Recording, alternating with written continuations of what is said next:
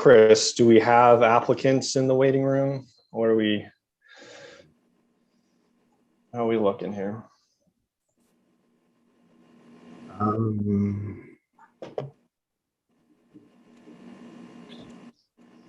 Sorry, I was getting the YouTube up. Yeah, it looks like that's we have cool. everybody here. So let me promote the attorneys, etc.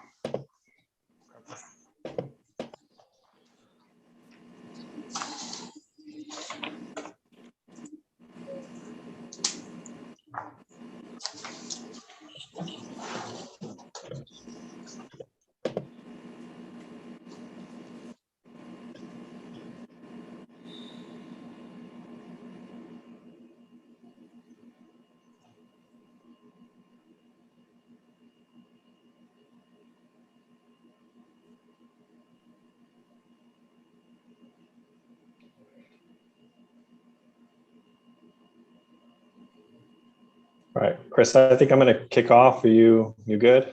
Yeah. All right, cool. Jane, you okay to go? Yes, I'm ready. All right, here we go. Good evening and welcome to the August 2nd, 2021 meeting of the City of Summit Zoning Board of Adjustment. My name is Stephen Spur and I am chairman of the Summit Zoning Board. In accordance with New Jersey Statute 10:4-10, adequate notice of this meeting has been provided to a newspaper of record and has been posted here in City Hall. This meeting is a judicial proceeding. Any questions or comments must be limited to the issues that are relevant to what the board may legally consider in reaching a decision, and decorum appropriate to a judicial hearing must be maintained at all times. This meeting is being conducted virtually via video conferencing in lieu of meeting in the council chamber at Summit City Hall, Summit, New Jersey. This meeting is being live streamed to the city's YouTube page. In addition, members of the public can view and participate in the meeting by following the link provided on the agenda. Members of the public may also submit written comments and questions to the zoning board secretary in advance of the meeting to be read aloud during the meeting. Such written comments shall not be considered testimonial and shall not be considered by the board in its determination on any application. Individuals wishing to provide testimony as to any application must participate virtually with both audio and video enabled. Andy Ball is the zoning board's attorney. He will advise board members on matters of law and is the key interface with an applicant's attorney. Mr. Ball does not vote on the applications. Chris Nicola is a city employee and is the zoning board secretary. Mr. Nicola works with applicants on getting their applications together, planning our agendas, and keeping our meeting minutes. Mr. Nicola also does not vote on the applications. Our board consists of 7 regular members and up to 4 alternates. All members can participate in the hearings tonight, but a maximum of 7 can vote. Most applications require a simple majority to be approved. Some applications require 5 affirmative votes to be approved. You'll be told which majority will be required before we begin our deliberations. Mr. Nicola, will you please call the roll of the members? Sure. Chairman Spur? Here. Vice Chairwoman Newell? Here. Mr. Yuko? Here. Mr. Steiner is excused. Mr. Mullen? Here. Ms. Schwartzstein is excused. Mr. Millay? Here. Mr. Loikitz? Here. Ms. Toth is excused. Ms. Sager? Here.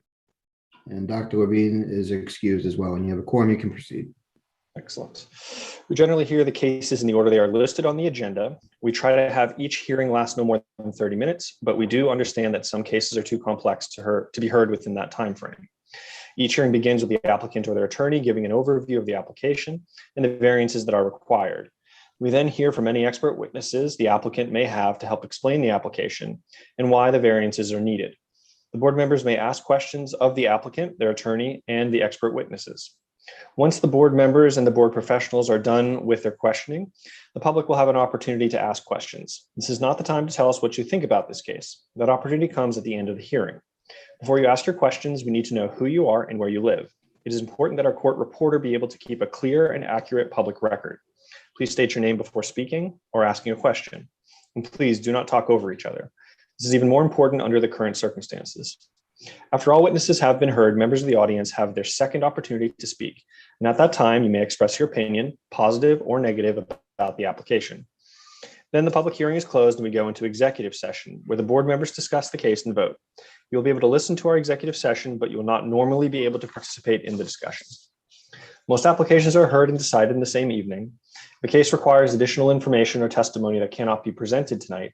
We will carry your case to another date and it will not be decided tonight. Krista Anderson, the city's zoning officer, has asked that I remind all applicants that they must carefully read the resolution that documents the zoning board's decision and to pay particular attention to conditions contained in the resolution. For example, if a landscaping plan is required, you must obtain one and submit it to John Linson, the city's forester. If a grading plan is required, you must have one prepared by a civil engineer and submit 3 copies along with the application fee to the city's engineering division. Failure to satisfy all conditions in a resolution will result in a delay in approving your application, as it will cause extra work for city zoning staff. The resolutions documenting the board's decision will normally be available 1 month after we decide the case. When I call your name, please tell me how many witnesses you have and whether you think you can complete your case within 30 minutes. First on the agenda, let's maybe just clear this off, Chris, before we get to the folks in attendance tonight, is 101 Springfield Avenue, Richard and Evan Lyons. Yes, so the attorney for the application has submitted a request to be carried. And at their hearing, he suggested a special meeting. We've polled the board, and based off of our responses from all of you, we can conduct a special meeting on August 16th, which was actually our regular scheduled meeting anyway before we canceled it. But so with that said, would somebody like to move to carry it to a special meeting on August 16th? So moved. A second? Second. All right, and that will be via video conferencing and at 7:30 p.m. Do you need a roll call on that, Chris, or just a voice vote? We just need a voice vote. So all in favor? Just Aye. to confirm, that motion is to carry it without further notice, right? Good catch, Andy. Thanks. Great. All right, wonderful. All right, and none in opposition will note as well. So that 101 Springfield Avenue, if anyone is in attendance for that this evening, we'll carry that to August 16th, again, virtually. So if you need to, you'll find the Zoom link listed on the city zoning website. All right, for this evening, we have 4 cases. First up will be Mark and Lauren Gleason of 25 Edgewood Road. The Gleasons are here. Do you have an attorney with you this evening, Lauren or Mark? Hey guys, how are you? We do not. We just have our architect, Dave Rosen, also on the call. Okay, all right. Okay, second is Eric and Alvina Goldstein, 101 Prospect Street. Jude Avellino on behalf of the Goldsteins. So I may live to regret this, but we should be completed in way less than half an hour. Well, I had to add the way less, but okay, all right, we won't hold you to it. Okay. Do you have any further witnesses with you this evening? We have Andrew Clark, the surveyor. Okay. In case the board wants to ask him any questions. Okay. All right. Next is 31 Twombly Drive, Jordan and Stephanie Feebig. Yes, you did, Chairman. Good evening, everyone. John Wichaskala on behalf of the Feebigs. We are prepared to proceed this evening. We also hope to be finished within the 30-minute time frame. I have really 2 witnesses. I'm going to call upon the Feebigs as well as our landscape architect, Randy Friesema. And we also have Ryan Smith. He's actually the project engineer. There were some questions raised regarding dry well design and a few technical things. So we're just going to call upon him to address those items. Okay. And I know our landscape architect is not on yet, but is probably going to be joining shortly, and we have time. Okay, no problem. Thank you. Yep. Fourth then is Danielo and Christine Rakowski, 81 Mountain Avenue. Hi, that's us. Oh, hello. Hi. We just have our architect here, Joseph Kaiser, but we don't expect it to be longer than 30 minutes. Okay, great. All right. So let's then return back to the top of the order. We'll start with Mark and Lauren Gleason for 25 Edgewood Road. So we'll start by swearing you in, and then we'll give you the opportunity just to tell us a little bit about your application, and then we can go from there. All right. And if you could each please, if you're each testifying, raise your right hand. Do you swear or affirm that the testimony you're about to give in this matter is the truth, the whole truth, and nothing but the truth? I do. And please, one at a time, state your name, spell your last name. Lauren Gleason, Gleason. And I'm Mark Gleason, Gleason. Great, thank you. And Mr. Chairman, if I may just go through a quick overview of the variances that the zoning officers identified to date and the standards we're looking at before. That'd be wonderful. Yep.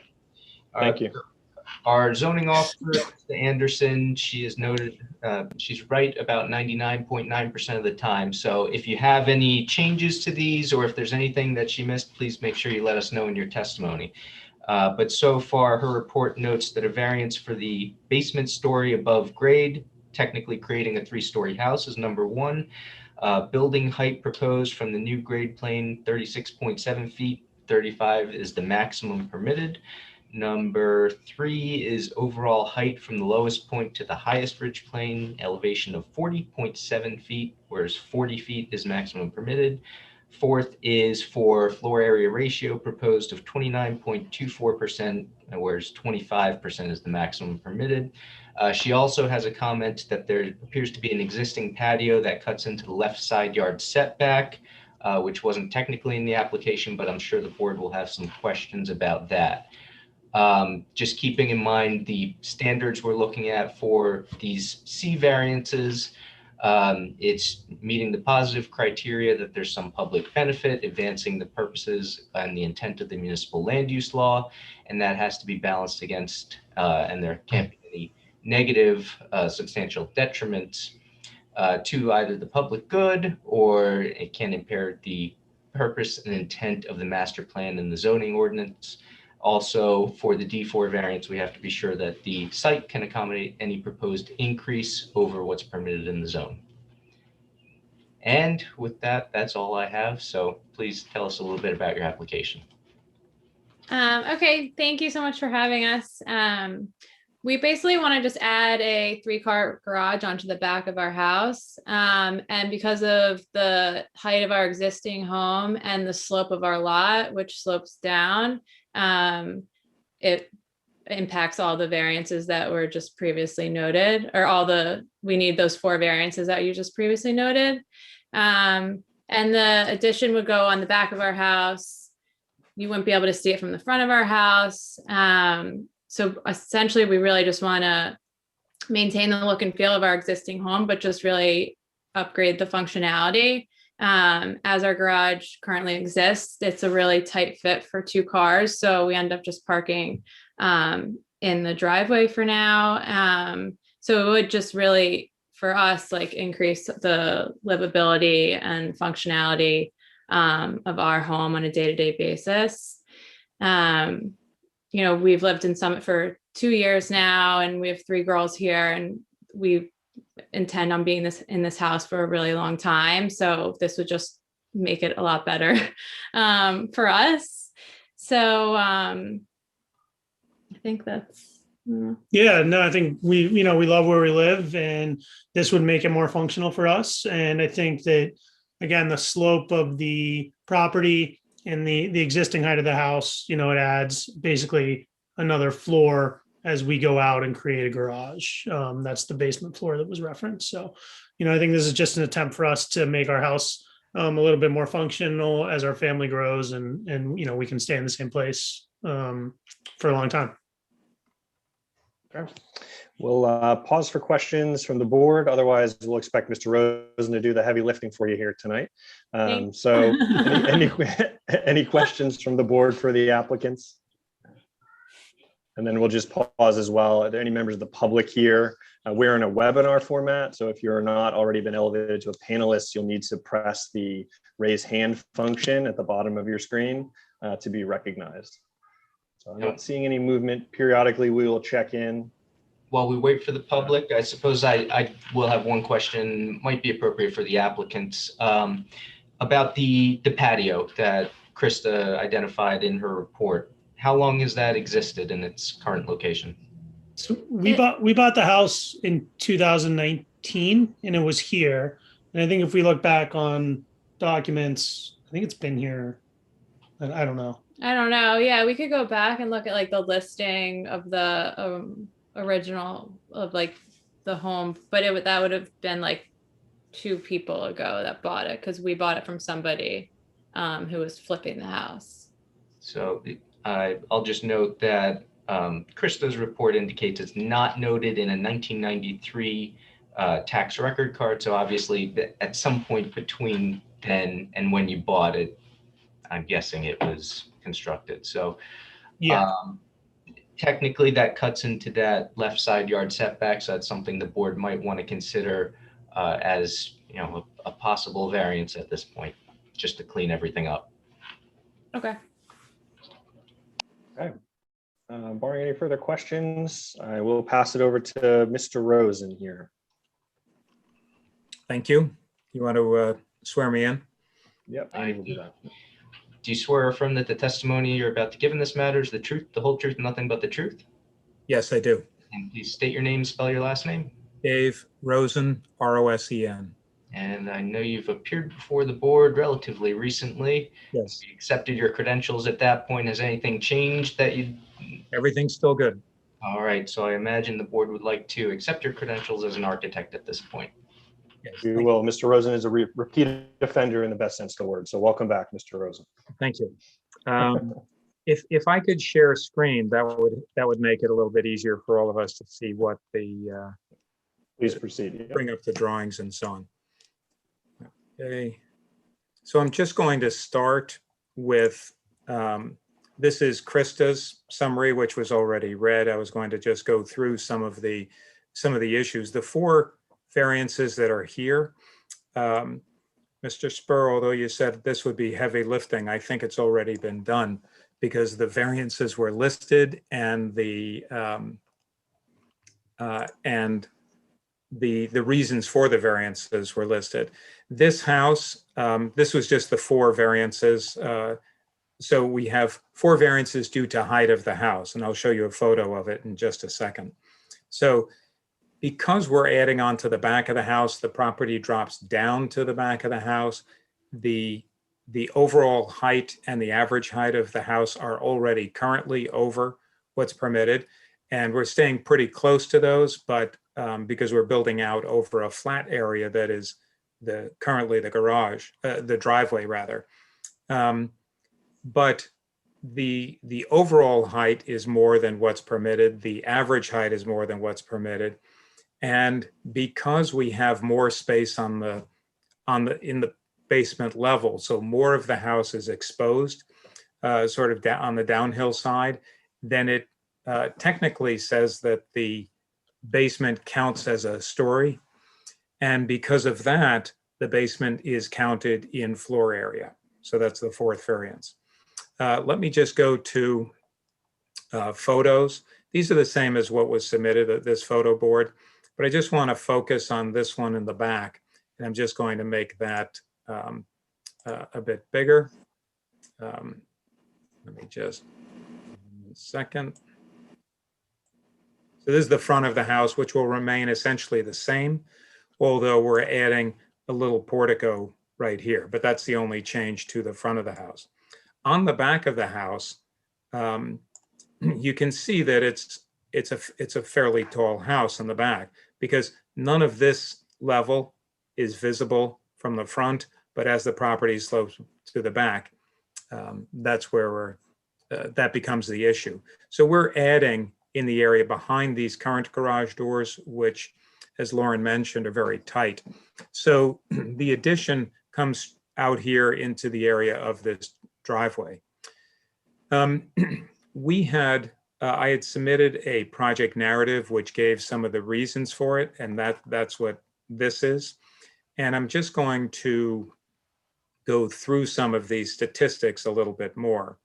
I'll do them in the same order that Krista did, which is the number of stories. It's existing 2, proposed as 3, and allowable is 2. And again, that it's basement and first floor for the addition. It's not going up even into the second floor. Second, Krista mentions the building height.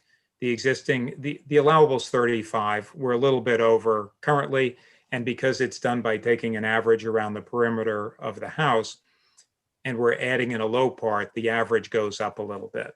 We are not going as high as the, even as the existing house. From the lowest point of the new addition, it's about 31 feet. And then the third item that Krista mentions is this maximum building height, which is from the very highest to the lowest point. It's allowed to be 40 feet. We're a little bit over, but essentially the same.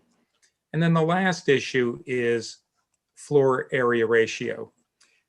The existing is 17.6. I'll jump down here. The allowable is 25, but we are at 29.6 because we are counting the expansion of the first floor plus the whole basement, other than the two garage bays.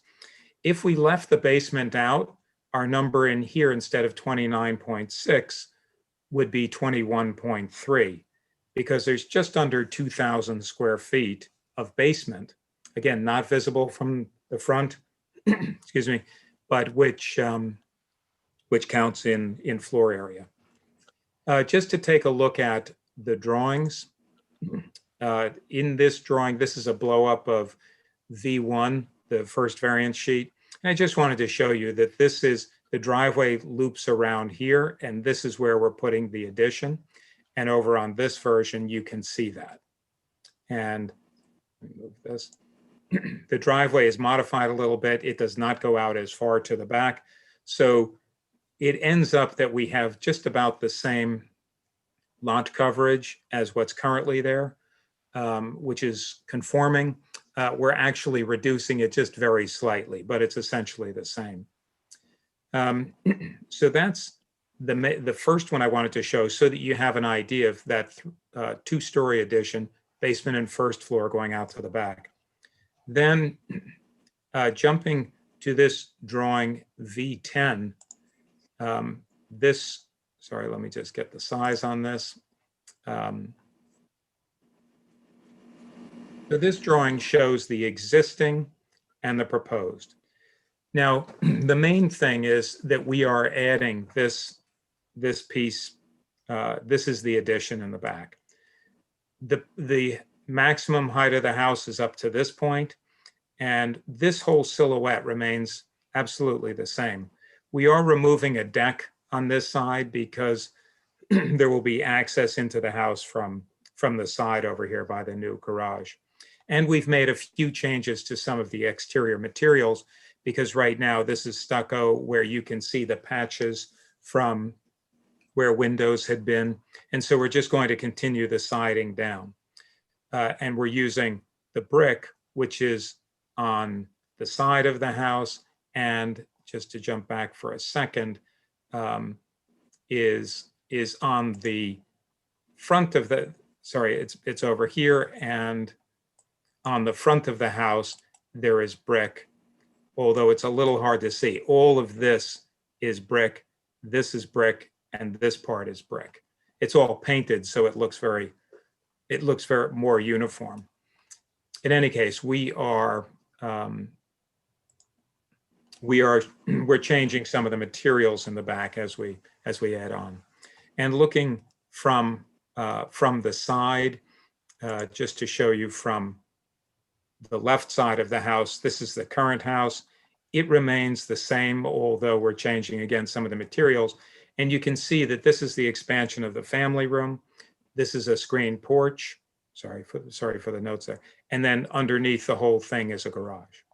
Let me just show you the other side so that you can see the garage doors. So the garage doors are down below here with a screen porch above and an extension of the family room.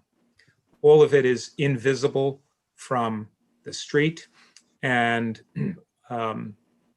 just it's very compatible with the existing house. That's pretty much it. Mr. Ball mentioned some of the positive and negative criteria. Because we have a D variance for the floor area ratio, it was submitted along with the narrative. Essentially, this will be a very nice looking and very functional addition to the house. We have a variety of other aspects to it that are that it's attractive. It matches. It's going to be built with more insulation. There's a whole variety of things which I've listed there.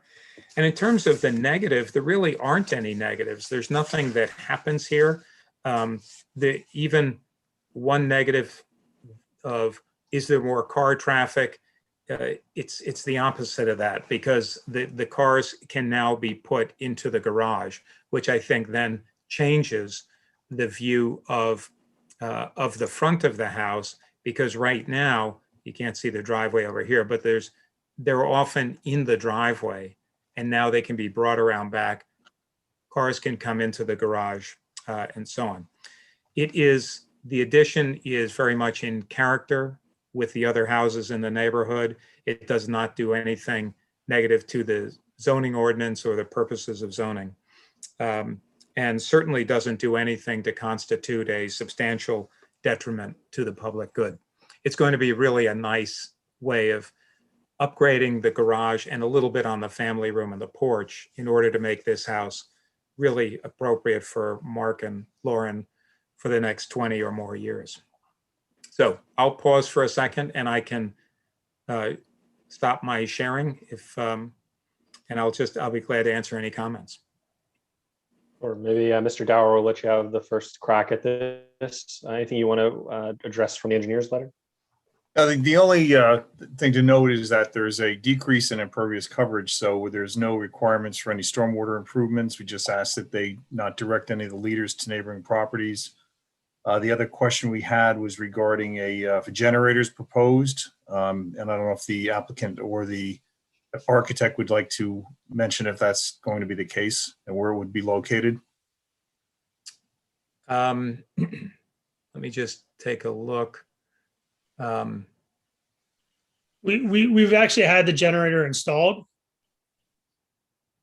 Okay. So it's in the area with the air conditioning units in the back of the house. Okay, and that would just need to have screening. So if that's already there, then you're good.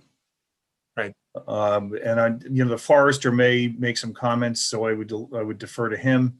And then because you're really putting your addition over the existing driveway, I assume there were no trees are going to be removed, although there is some minor grading. Just Correct. confirm that. Correct. Okay. So that was it, Mr. Chairman. Okay, thank you, Mr. Dower. And just so as not to ignore Mr. Ball's question as well, was there any consideration as to removing or reconfiguring the existing patio? Honestly, we hadn't even thought about that. It's an existing structure. I don't know how long it's been there. It just, by its appearance, it looks like it's been there, for a while. I don't know.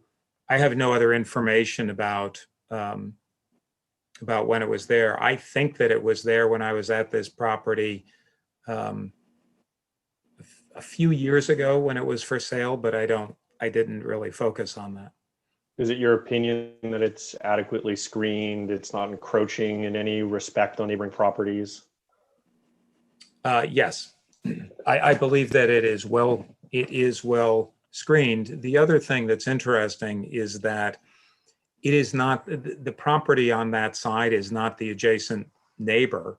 It is municipal property in order to provide access from when a long time ago, maybe 100 years ago, access down to the property behind it. The city of Summit owns the property behind it, which was, I believe, a remnant from the access to the railroad. And there is a section of property, a section of land, I don't have the width of it, but it appears to be about 20 feet wide, 25 feet wide, which is municipal property between the Gleasons and the next neighbor to the left. Okay, thank you. I just mentioned this because I don't particularly find the patio to be troublesome, but want to offer any other board members the opportunity to weigh in on that. Mr. Yuko, I saw you hop off mute. Is something on your mind? Yeah, I just have a kind of general question. I know if Mr. Rosen or the applicant wants to address it. I get that a lot of the FAR is being driven by the basement becoming story above grade. with this addition. But this is a very large addition, and it accommodates a 3-car garage where there's now a 2-car garage. Did the applicant or did the architect, did you consider a smaller addition that would give a more usable 2-car garage, but would also minimize, I don't know what the numbers would be, but would minimize the FAR variance? The variance would be almost the same. We would still need all of the variances, and most of them are due to the height of the building. The goal on having the 3-car garage is because that will allow 2 cars to actually get in, plus all of the bikes, the recycling, gardening things, and so on, that also end up in many garages. They have 3 girls. What are the? I know that the youngest is like 5 weeks old. What is the age range? But they're going to have all of those things. Yeah, they're 6, 4, and 5 weeks. I saw a water table out in the backyard, so yeah. Yeah, so they have a lot of gear. Yeah, so we did consider what size this ought to be. And we did not enclose, we didn't even make the first floor expansion into yet another room. There's an existing family room. We made that a little bit bigger to the back so that it could have light from the 2 sides. And then it's a screen porch beyond that. And we had different roof shapes, but the goal was to be able to provide something that looked like it belonged on the house. So we matched the steep pitch of the existing roof. And the floor area is really a function of the fact that the basement becomes more and more exposed as it goes out to the back. So what you're saying is there really wouldn't be much of a reduction in the variance if the addition were downsized to be a 2-car garage? That's right. I believe that's correct. We would still need all 4 of these variances, but the numbers would shift around a little bit. But the basement would still count, and there's nearly 2,000 square feet in there. I think it was 1,978 or something like that. That was square footage that went into the statistic, even though almost all of that currently exists. So I don't want to put you on the spot, but I mean, could you ballpark what the FAR would be if it were a 2-car garage addition instead of a 3? If that was the case, we would be, the property, I'll just use some round numbers. It's about 25,000 square feet, and we would take out, so it would be reduced by maybe 1% in that. So instead of 29.6, 28 point something, you're saying? Yes. Okay. Because the garage currently, you have to count any part of the garage that's beyond a 2-car garage. So the 2-car garage portion would stay, and there's another bay that is something like 250 square feet. So it would be about 1% of garage that would no longer be there that wouldn't count anymore. All right. That's all I have for now. Thank you. Thank you. Mr. Yuko, Mr. Mullen, you're off mute. Yep, go for it. Yeah, I just want to follow up on that to make sure I'm understanding it fully. So by building out the garage, you trigger a technical variance by picking up the rest of the basement. Yes. When you've built out enough garage. Okay. That's correct.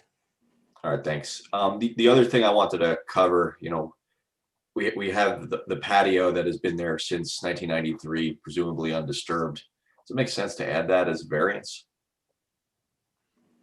If you're asking me, I mean, it's really more of a housekeeping issue sort of for City of Summit, but we have no objection of adding that as a variance because then it's formalized that it does exist and that it's permitted, or that with the variance it would become permitted.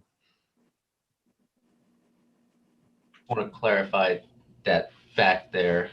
It was noted in the report that it was not found in 1993. So we don't know when it was created, but it presumably at some point between 1993 and when the property was purchased a few years ago.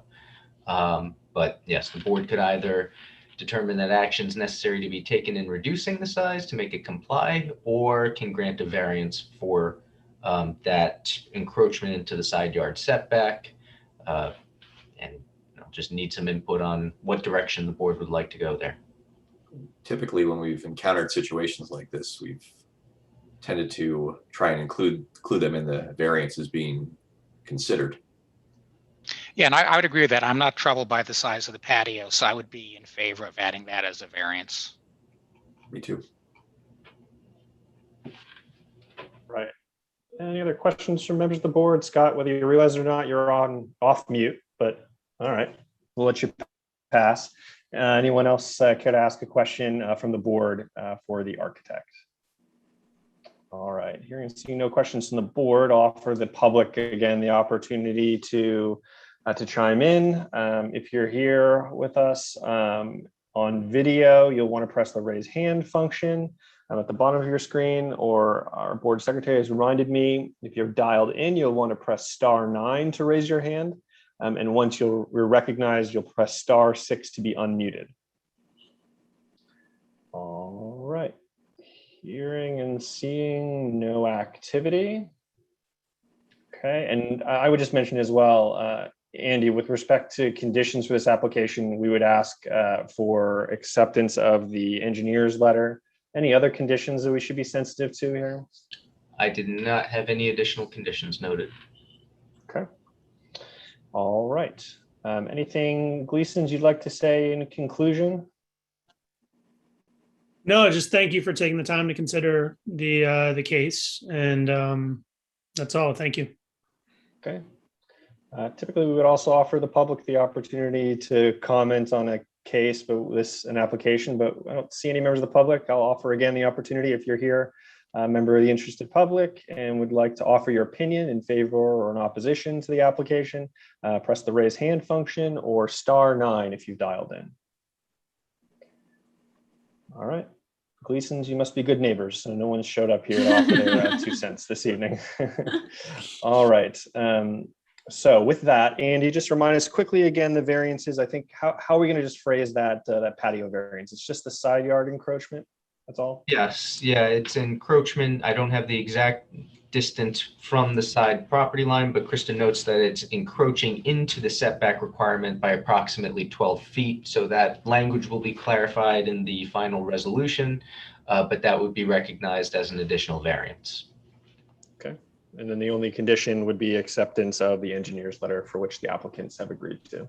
That's right. All right. Wonderful. Thank you, Andy. Any who would like to kick us off for deliberations? Get out earlier if you jump in. Come on. All right, Scott, let's do it. I think their requests are entirely reasonable. Once again, Mr. Rosen has done an excellent job of integrating an expansion into an existing home that's beautiful. I think it's a complementary design.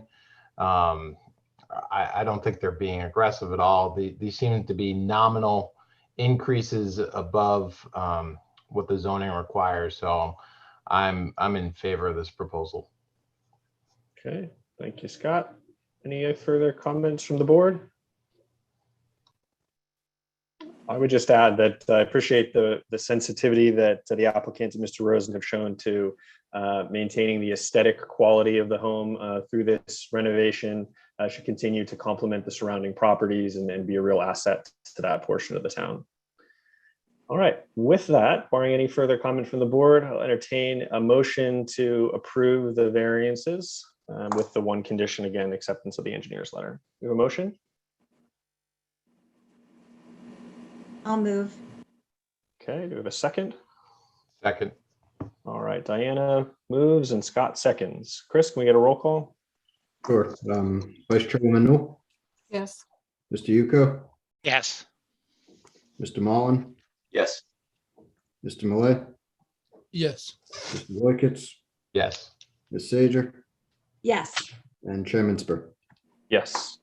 All right, good luck, Gleasons and Mr. Rosen. Thanks so much. Thank you, guys. Really appreciate Thank you it. very much. You're welcome. Have a good evening. Good luck. Bye. Thank you. Thanks. All right, next up, Mr. Avellino for his very quick case. Don't have to speed too quickly through this. This is 101 Prospect Street, the Goldsteins. Thank you, and good evening, Mr. Spur, ladies and gentlemen of the board, Mr. Ball. As many of you know, my name is Jude Avellino, and I represent the property owners for 101 Prospect Street here in Summit, Eric and Alviana Goldstein. This is a project to remove an existing deck, patio, and walkway. The existing square footage of this structure is 323 square feet, and they would like to create one cohesive on-grade paver patio, which will be increased by 258 square feet. The patio exists in the right, there is a patio, it's in the right rear of the home. The new patio would be in the same general location as the existing deck, and the patio will increase the functionality of the property. We're looking for a variance for a side yard setback. The setback is 15 feet. The new patio will be 12 feet to High Street and 5 feet to Prospect Street. Please note this is a corner lot, so technically it doesn't have a backyard, but does have the two side yards, hence the variances. This is a patio that fits in within 35-7.2 of the code. Like to point out that the patio has a practical purpose. It enriches the outdoor living space. It is designed to blend into the home. It'll improve the beauty and character of the home. The landscape's designed appropriately and provides ample amounts of screening. My expert, Andrew Clark, visited the property on Friday, took some pictures. There is already ample screening, as the board will see. There are no stormwater issues. The positive criteria is that the changes are creating an outdoor living space that is more conducive to modern day living, promoting a desirable visual environment and preserving the character of the original home. The proposed patio will blend with the mass scale and architecture of the home. Again, the property is well screened, and the benefits of deviation outweigh any detriment. Negative criteria: there is no adverse effect on adjoining properties or the city. There's no damage that will cause substantial detriment to the public good. There's no detriment to the neighborhood character, as the surrounding homes in that area have undergone similar improvements. The zoning plan and ordinances will not be substantially impaired by granting this variance. The yard improvements will not cause undesirable noise, light, glare, odors, or other burdens to the adjoining property owners, and there's no negative impact to the surrounding property owners. Our hardship is the unique shape of the property, in that it is a corner lot, and the positioning of the home off center forces us to ask for this variance. I just want to turn this over to the surveyor, Andrew Clark, if you have any technical questions for him. Just firstly, Mr. Ball, anything further you want to add just for the benefit of the board and our deliberations today? Nope, I think Mr. Avellino summarized it all accurately, noted the variance and the standards that basically reiterated from the prior application. So nothing further from me. Okay, just pause to say any questions for Mr. Avellino before we jump to you, Mr. Clark. Sorry, one moment. That's all right. Mr. Yuko, did you have a question? Yeah, I think I have one question. It's about the screening. The forester notes that he's asking for clarification on the size and species of the 5 trees being proposed for screening. I'm wondering if we could add a condition that we get the forester to sign off on the specifics of that. Yeah, I don't mind. Like I said, there is, I don't know when the forester came, there is screening. There are arborvitaes, 12 green giant arborvitae trees, and they're approximately 8 or 9 feet tall. And then there are 5 to 6 skip laurels. So I did not take my botany class before this hearing, but I think once you see Mr. Clark's, or sorry, I should say, Mr. Yuko, maybe you should see Mr. Clark's pictures first before we add that condition on. Well, I'm happy to look at the pictures. I still feel comfortable with Mr. Linson signing off on. Okay. He seems to not have been aware of this, so. Okay. I'm not a botanist. I'm not a forester either, so. You would have fooled us, Mr. Yuko. But yeah, let's hold that. We'll pencil that in. Any other questions for Mr. Avellino on behalf of the applicants? All right, hearing and seeing none, let's move to Mr. Clark. Andy, would you swear Mr. Clark in for us? You swear or affirm that the testimony you're about to give in this matter is the truth, the whole truth, and nothing but the truth? I do. And please state your name, spell your last name. Andrew Clark, Clarke. Thank you. And once again, I know the board has admitted you as an expert on multiple occasions in the past. Had there been any changes to your credentials since the last time? No, there have not. I'm another repeat offender, as I guess the phrase goes. And I imagine the board would like to accept your credentials as a professional surveyor and engineer at this time. We will. Welcome back, Mr. Clark. You may proceed. Thank you. I'll just quickly share my screen, show you a couple of things. Let's see. I guess you can see everything here. I have an enormous screen, so I'm not sure. Can you see the drawing though? I would just need you to zoom in. I don't know what the other board members are seeing. That's better. Everyone okay? All right. Speak up if you need Mr. Clark to zoom in, but otherwise I think you're good to proceed. Sure. Okay. This is from my plan. It's depicting the existing conditions. A couple points of clarification that were raised in the engineer's letter. I do have a few spot grades in this area, anticipating that based on the application, we likely would not be, I didn't think we would need to employ new stormwater management, but I did want to demonstrate that this area of the property is quite flat. So there are no steep slopes, certainly not in the vicinity of where any of this work's going to occur. Somewhere on the fringes along High Street, there may be some more terrain, a little bit more sloping, but we're far away from that. There's a little bit of walk that's there in the deck. That's what's being removed. And then sliding down to the proposed conditions where that deck and patio, sidewalk patio were, a more substantial patio is being constructed as was described. 5 feet off the boundary with the neighboring lot on Prospect and 12 feet off the boundary from the neighboring lot on High Street. These are the proposed landscape elements are just on the Prospect side because there's already substantial landscaping that exists on the High Street side. What I will do now is to, for any board members that have not visited the property, show some of the photographs that I took on Friday. So this would be a photograph. I took all these photographs myself on Friday. I understand we'll have to submit them as marked exhibits following the hearing. This is a photograph looking directly up the driveway at the area where the deck and the patios to be constructed. I've walked up the driveway. This is the walkway, and the edge of the deck is to the left. This is looking at the neighboring property on Prospect. Hopefully between this and the previous shot, you can see that there's a very full, well-developed, mature evergreen screen that exists on the Prospect neighbor's side of this 7-foot high fence. It's taller than I am. It's a board-on-board fence, so it's not transparent.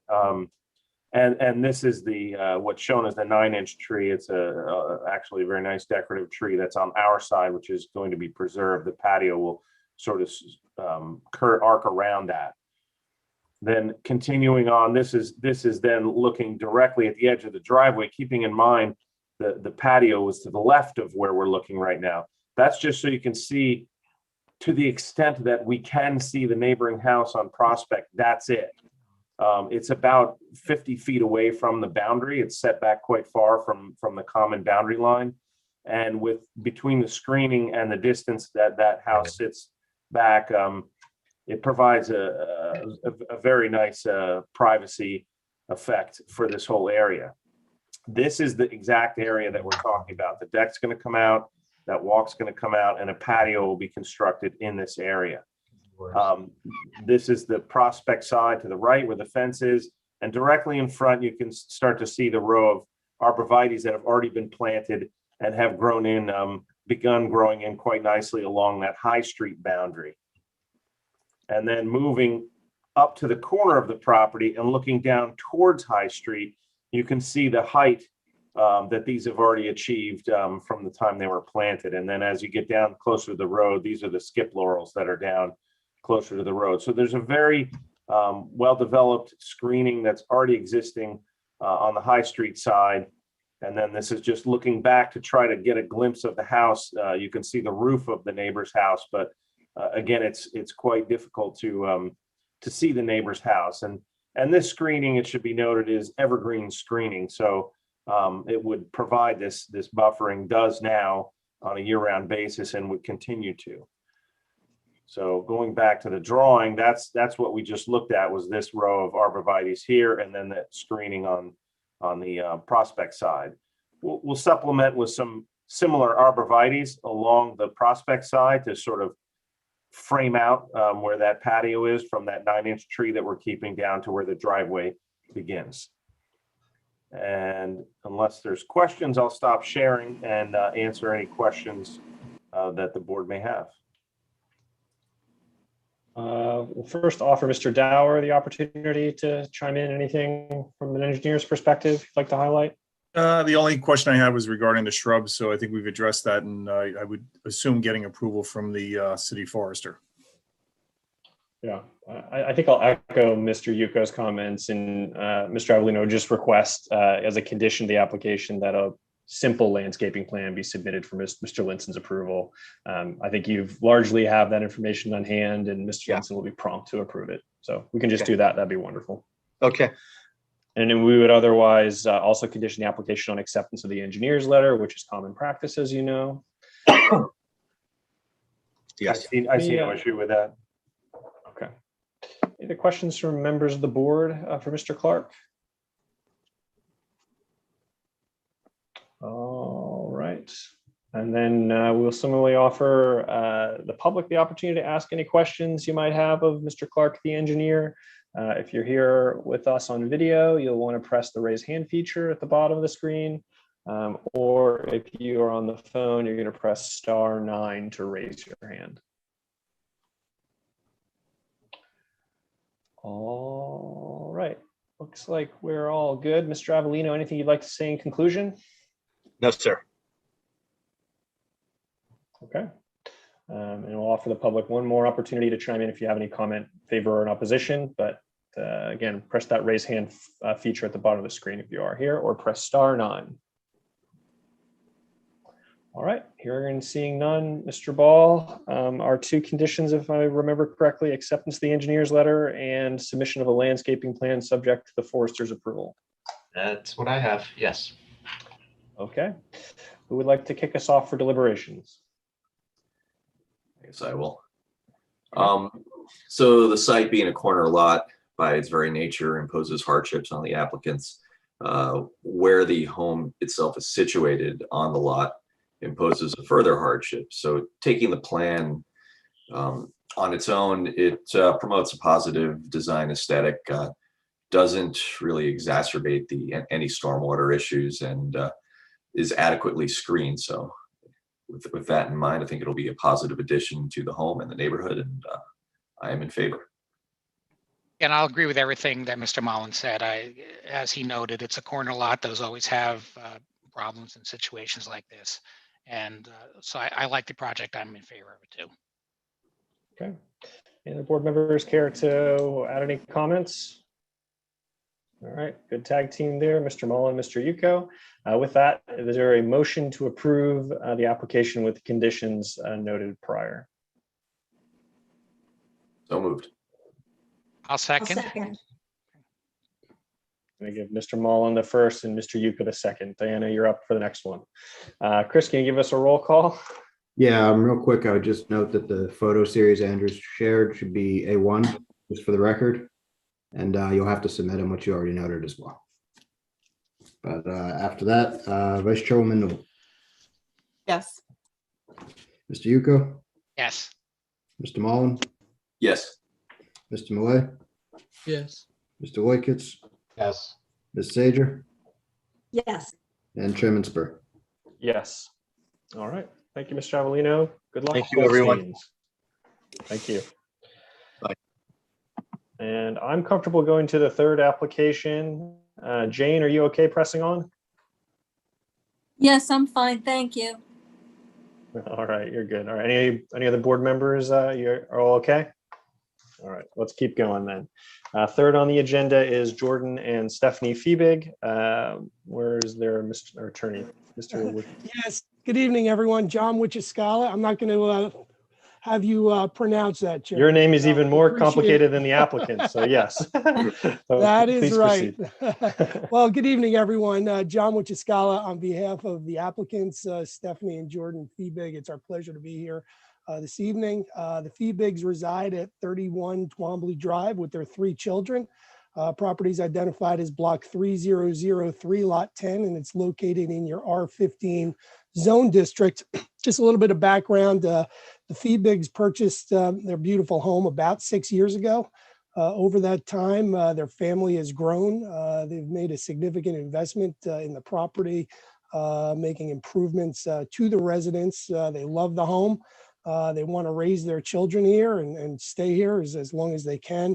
The one thing that is somewhat lacking with respect to the property is a rear yard patio area that's significant enough in size to provide a safe and secure rear yard area for the children.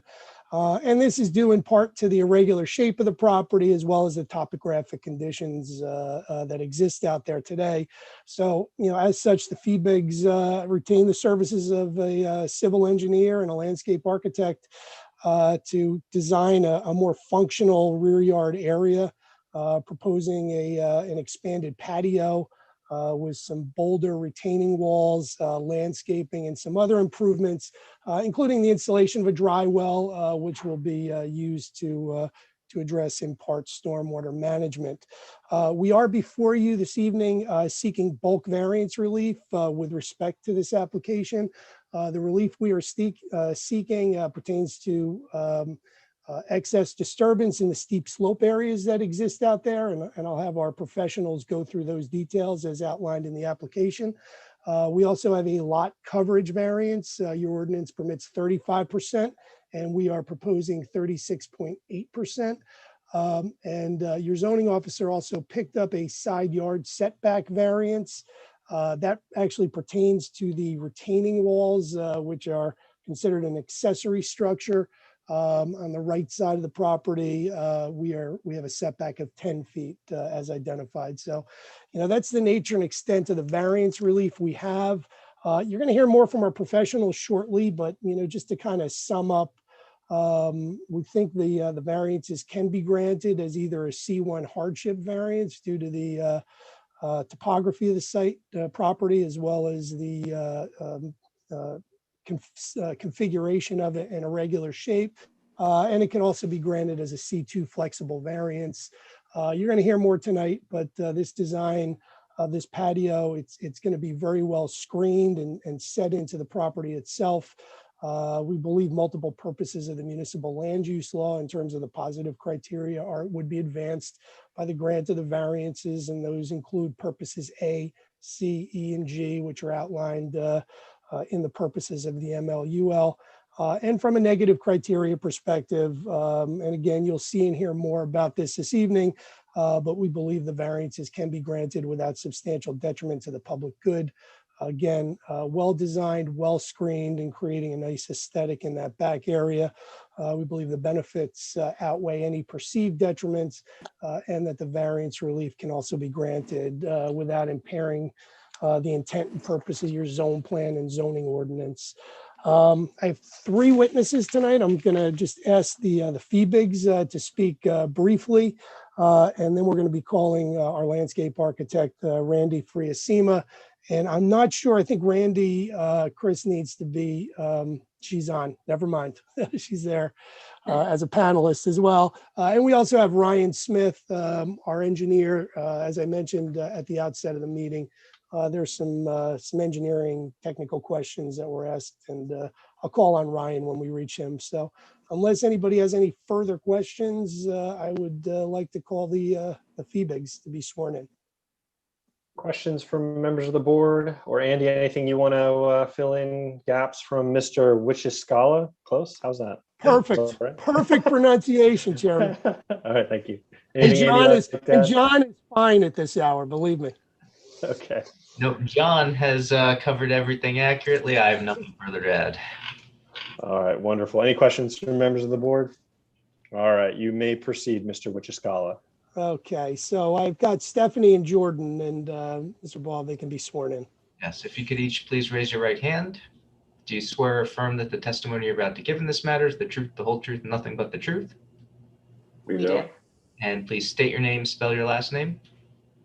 Jordan Fiebig, P-H-I-E-B-I-G.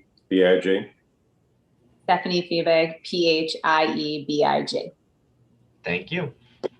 Okay, great. Jordan and Stephanie, I gave a little bit of background, but why don't you just tell the board a little bit about yourselves and how long you've been living in the home, and generally why it is you're proposing the improvement that's before the board this evening. Okay, once again, thank you for having us. Just going off of the things that John was saying, we've been here in this home for 6 years. We have 3 children. So we're just looking to improve the back of our house, make it more functional, safer for not just our children, but any guests that might come over, you know, keep it in line with the rest of the neighborhood and, you know, things of that nature. And I'll let the architecture and engineering get into more of the specifics that we're proposing. Thank you. I have nothing further. Okay, any members of the board have questions for the FEBIGs? Okay, and we'll just pause here as well. Are there any members of the public here for this application? If you have any questions for the applicants, you're welcome to ask them at this time. You'll need to press the raise hand feature to be recognized at the bottom of the screen, or *9 if you've dialed in. All right, hearing and seeing none, we'll check back periodically. You may proceed, John. Okay, thank you. Next witness, Randy Friesema. If she could please be sworn, Mr. Ball. Yes, if you could. And Randy, you just need to unmute. Yep, please raise your right hand when you find that. All right, do you swear or affirm that the testimony you're about to give in this matter is the truth, the whole truth, nothing but the truth? I do. And please state your name, spell your last name. Randy, excuse me, Randy Friesema, F-R-I-E-S-E-M-A. Thank you. And would you briefly describe your background, experience, and 3 boards you've appeared before aside from Summit? I am 2005 graduate of Penn State University with my degree in landscape architecture, minor in horticulture. I've been with Courting Landscape Design now for 16 years. I'm the lead architect, project manager, jack of all trades. I've been in front of Verona, Short Hills, and Chatham, and Summit. Not my first steep slope variance. So when we just did one a couple years ago, right around the corner. So we're familiar with, and we're design build, so we know what goes into actually constructing it as well. So we know what we're proposing can actually be done. All right, thank you. I imagine the board would like to accept your credentials at this time. We will, you may proceed. And so Randy, your office prepared the plans that are before the board this evening, is that correct? That's correct. And you've been part of the design and with respect to this project from the inception, correct? Correct. So rather than me leading through, why don't you please provide the board with an overview of the proposal? Okay, now since I'm usually outside, I'm just going to try to share the screen here. All right. So this is our plan. And before we start talking about it, this is actually a color rendered exhibit that you had prepared. Is that correct? Correct. Chris, we had submitted this as a document, but I assume we should mark this as exhibit A1 with today's date. Yeah, that's correct. Okay, go ahead, Randy. Sorry. No problem at all. As you can see, starting on the left-hand side, this is the existing driveway. It's a long driveway. The garages face the side yard, complying with the Summit no garage doors facing the front yard ordinance, which is part of the reason why you can see this little speckled area. We're proposing to push back the existing wall that's there, that's currently falling down, so that there's a little bit more of a turning radius to get in and out of the garage, or at least out. Right now, you're not getting in the garage unless you have a smart car. Then from that point, we are going to do everything we have drawn as walls is actually boulders. We just made it a little bit easier to see, a little bit easier on the eyes. So from there, we're going to retain that slope coming off the driveway with natural boulders, and then stone slab steps. You can see going up the sidewalk here that there's a couple of landings just so that it's not a complete traverse of the side yard there. And that's going to enter you onto a level lawn area. We had kind of gone back and forth between the lawn and the patio, which side made the most sense. And we decided that, one, because of how close the neighbor is on the left, and also for sun purposes, that the lawn would do a lot better on that side. It works out well with the drywall being buried underneath there, that we can tie in everything under a lawn area in case for any reason we ever have to get back in. At that point, there is more steps to get up to another level lawn area, which right now is unusable and steep.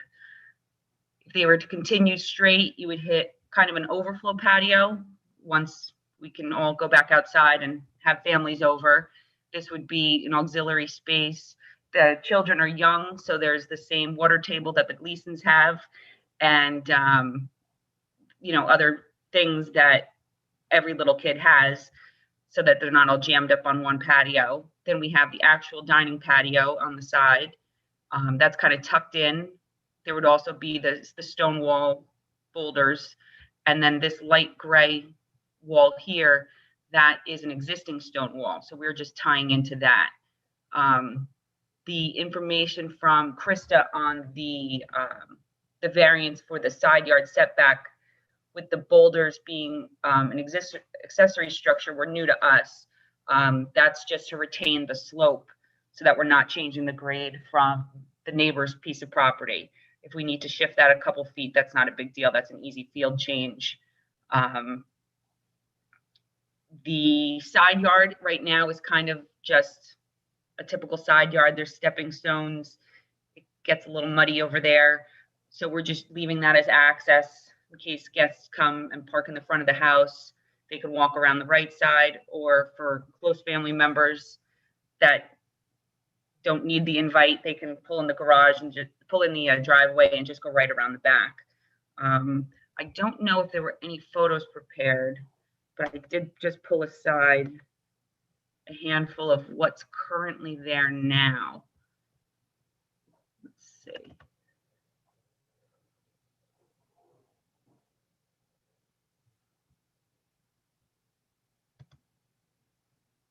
Oh, all right, now new share. Hold on, I'm so new to this. Let's see, we're gonna do this.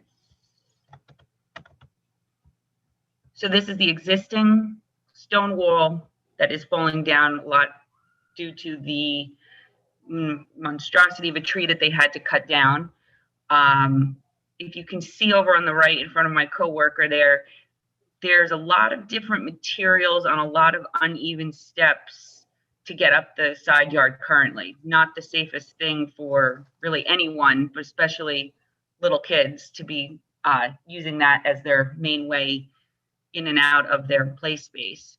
Let's see, share.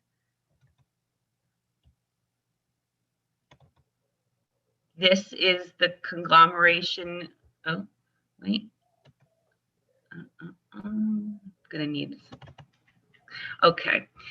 So this is a conglomeration of the existing path, which is different than the steps that were below. It's kind of just what was laying around they used to build what they needed. There's actually a better one of the steps in the, this is actually our favorite. Where did it go? Screen sharing. Again, usually outside. Let me see. No, doesn't want me to show that one. Hello. New share. Okay. So that's how they glued together steps to get into the backyard, to get to the upper level. So first thing we're going to do is rip all of those out, and then make an actual level space for the kids to play. I do apologize that it's like my first day here. And just for the record, we'll just, if it's acceptable, Mr. Ball, we'll just mark this series of photographs as Exhibit A2 and provide copies as well. Certainly.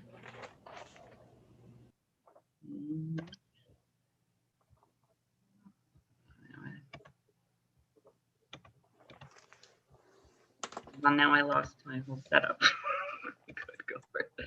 How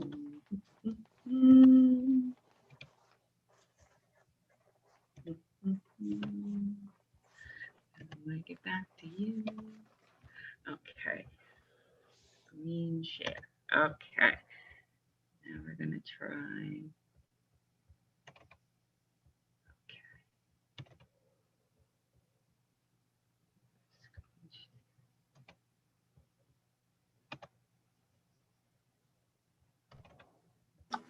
Does not like when I do that. I do apologize. They don't let me out much. I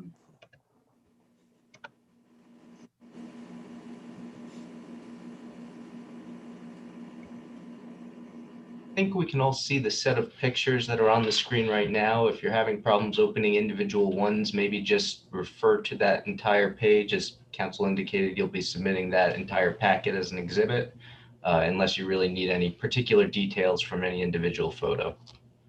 Yeah, I was just trying to show the aesthetic of the existing and basically how unusable it is. Depending on which photos you could actually see, again, I'm sorry. And I'm sorry about that.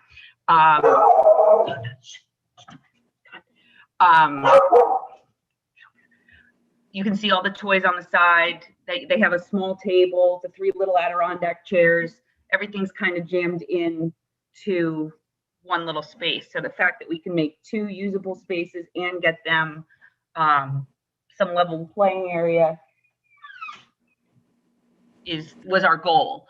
And then tying into the grades on the other sides was tricky because the side to the right side, you know, this has the steep slope up, and then you have an extremely steep slope on the left side, going the opposite direction. So it's a little tricky back there to maintain the 2 sides, but through steps and boulders, we should be able to make it very usable. And can you please speak to the proposed landscaping on your plans? Sure. So let's try this and share.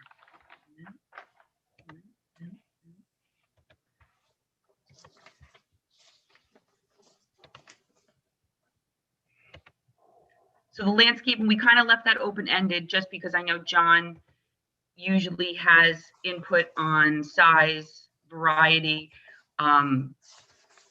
Obviously, the green giant arborvitae is the go-to. We would love to introduce some flowering trees to get them some color back there. Everything that's back there now isn't a desirable species in a desirable state. So we would kind of be doing a clear cut of what's there and introducing some natives. That way everybody really can enjoy some improvement, because the new neighbor on the left, there's just some scraggly things over there that need to go. I guess that's more of a shared topic between their property and Jordan and Stephanie's. But the plant material, it's really just evergreens that we need to introduce so that everybody has their privacy. I think Mr. Wichita, the forester had suggested that additional detail would be helpful. Typically, we condition applications on the submission of a landscape plan. Would that be acceptable to the applicant? Yeah, that is acceptable, and we'll work with Mr. Liston. He had suggested filling in some gaps and some other things, so we would work with him in that regard. And as Randy just said, the Environmental Commission had also issued a report and suggested or encouraged us to also incorporate some native species and the like. Okay. Thank you. Nothing further. Unless Randy, do you have anything else to add in? We covered, we obviously have excess lot coverage associated with this, 35% permitted, 36.8% proposed, correct? Correct. That I think a lot of that's due to the driveway. Nothing that we're proposing is over the top size-wise. We've got valuable real estate back there, and we're just trying to maximize the use of it. We need to, put aside so many square feet just for the steps to get you from the driveway up to the backyard. So they named it Summit for a reason. And now we just make it work with what we've got. The backyard is a funny shape, and the steep slope doesn't do anybody any favors. So I think that they're just asking for a minimal request here. Thank you. Nothing further. Thank you. Mr. Dower, if you have any questions for this witness? No, I don't. Thank you, Mr. Chairman. Okay. Yep. Any questions from members of the board?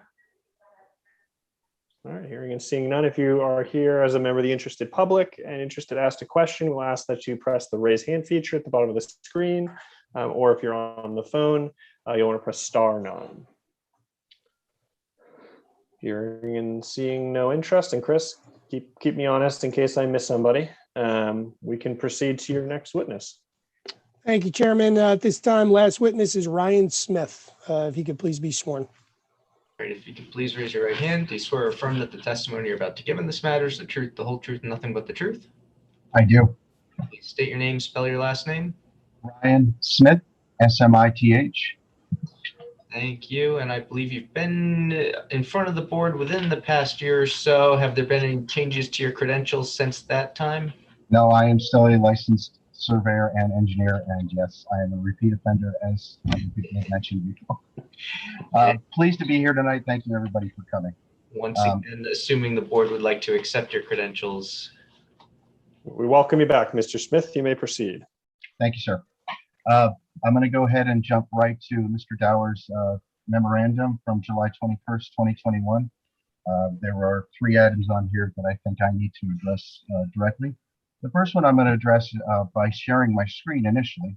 Hopefully I can do that. Can everybody see that okay? All right. Looks good. Item number 3. Aren't you, Ryan? I'm sorry? You're just showing off now with your screen share, huh? Randy, it's just after a year and a half of doing this, I think we're all tired of it. But we all get practiced at some point in time. I'm going to start off with. I like it. I'm sure you do. I don't. I kind of prefer, the in-person, face-to-face. It's a little bit more personal. But anyway, I'm getting distracted here, and we want to try to keep this down to 30 minutes. So I'm going to jump to Mr. Dower's memorandum, item number 3. We wanted to provide some testimony as to the steep slopes that encumber this lot. And I think this helps a lot to show the existing conditions, which is sheet 4 of your plans, which everybody should have the engineering plans. If you don't, you can see them on the screen here. These are exactly as submitted, correct? These are exactly as submitted. I have all 5 sheets on here, but I think I only need to refer to just a couple of them, 2, 3, and 4. If everybody could keep those handy, or they can see them on the screen, that'd be perfect. I'm going to introduce some testimony as to the quantities and the locations of the steep slopes. If you see the hatched area on this existing conditions plan, which is on your screen, this is sheet 4. You can see all of these hatched areas in the rear yard, anything above the wall that Randy was showing you. is steep slopes. Those are defined as areas of the property where the existing grading is more than 15%. Obviously, right above the stone walls that are going to be removed, that's an area of steep slopes that's going to be disturbed. The existing steep slopes in the front yard that run along the slate walk down to the driveway, we're not touching anything in the front yard. But the quantity of the steep slopes that encumber this lot primarily restrict the rear yard, which is where we're trying to do some improvements. And as Randy mentioned, the existing patios that are back here in this area, the steps that she had showed you pictures of, and then the little small steps going up to the steep area in the back where the hand is on the street. All of these areas are very restricted by the steepness of the lot. You can almost see how when they built the house, they cut away from the back of the yard just to get a little bit of usable area. And they did the minimal that they could at the time to just create some very small spaces that right now we're trying to enhance. And to give you an idea of what we're changing here, I'm going to go ahead and switch over to sheet 2, which is the proposed conditions on the plan. And you're going to see how we've expanded, Randy's plan has expanded the walls into the steep slope areas and created patios that are a bit more usable and a lawn area. So that, I believe, takes care of item number 3 on the memorandum. I'm going to jump over to item number 10 in the interest of brevity and talk about the existing and proposed stormwater systems very briefly. The existing stormwater systems, and again, I'll shift back over to sheet 4 so that it's easier to see. The existing stormwater systems are minimal, but they're there and we will be effective. I'm going to start with the simplest one. By the generator at the back right corner of the house, there is an existing inlet that drains to the front of the lot over where Randy had mentioned there's a little bit of a swampy area. We're not touching that inlet. It is on the edge of our disturbance. And again, the piping from that leads out into the front yard somewhere. There is no as-built of this system, so we're not exactly sure what's under the ground. We can see the surface structures and we can kind of see the pipes that are going in and out of these structures. But this particular inlet, we're not changing.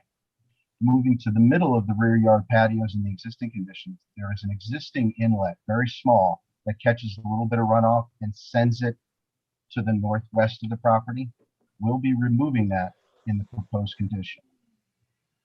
This third inlet over here, where everything seems to junction to, is in the location of where we're going to be putting a proposed stairwell. We're going to be replacing that with the inlet and dry well system that we're proposing on this plan. The pipe that runs out of that and brings everything to the road via this inlet in the driveway, we're going to try to retain that as much as possible. We don't know the condition of it. We don't know the size of it until we remove these walls and start building the new walls. But while we're under construction, that will be assessed. And obviously the engineering office during construction will be providing the inspections for that. That's the existing stormwater system. The proposed stormwater system, as I mentioned, we're going to keep this, getting rid of this one, and we're introducing, with the new patio system, everything is going to drain from where I'm dragging the hand all the way down to the low spot on the lawn area. These are terraced patios about a foot higher or a foot lower as you go down towards that lawn area. The inlet we're getting rid of and replacing with the steps, we had originally planned to move that inlet here to catch the runoff from the new patio. Normally, we would provide a dry well downstream of an inlet. There's not enough room here. We had to put the dry well under the inlet. That's why it's a combined structure, and that's how we designed it that way. It's important to note that we've sized this dry well for 744 square feet of impervious coverage, which is the total of both of these patios. Our net increase is only 385 square feet, and our overage on lot coverage is only 270 square feet. So we're almost double what we're required to detain here in order to mitigate any future problems we're going to have back here. The design of the dry well itself will have an overflow pipe coming out the side of it that we're going to connect to the piping that I mentioned before that ran from the rear yard to the front yard. Obviously, all of that will have to be inspected and made sure that it's in good working order and will provide the sufficient overflow. That being said, I'm going to jump down to item number 12 on Mr. Dower's review letter. Notes 11 and 18 are, I see that they are problematic. The first one says that Any on-site soils can either be distributed on-site or taken to an off-site approved facility. And then the note number 18 actually was added much later in the process when we had received review letters from the engineering department asking that if it is going to be on site, it must be approved by both the design engineer and the city engineer. So that's a catch-all. I would like to work with you to combine those two phrases so that we can have a proper note. With that being said, I believe that takes care of the engineering testimony. Thank you. Nothing further. Mr. Dower, we'll let you take the first swing at this. Anything you'd like to highlight or clarify or ask? So I'm not sure I heard the entire testimony about the drain going from the driveway. Did you state that you were going to televise that to confirm where it goes and what condition it's in?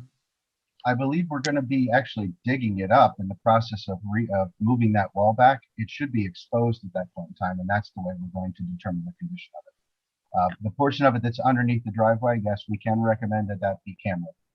Right, because the last thing obviously the city wants to do is have any of that water dump into the street, especially with the icing conditions in the wintertime. So that would be our concern.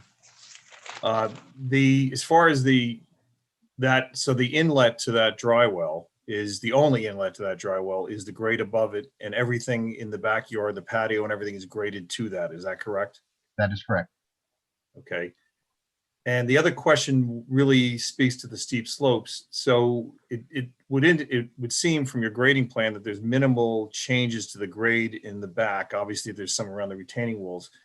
But is your intention, and maybe this is a question for you and the landscape architect, is your intention to regrade the entire backyard and remove the improvements, or you're trying to minimize that, I should say?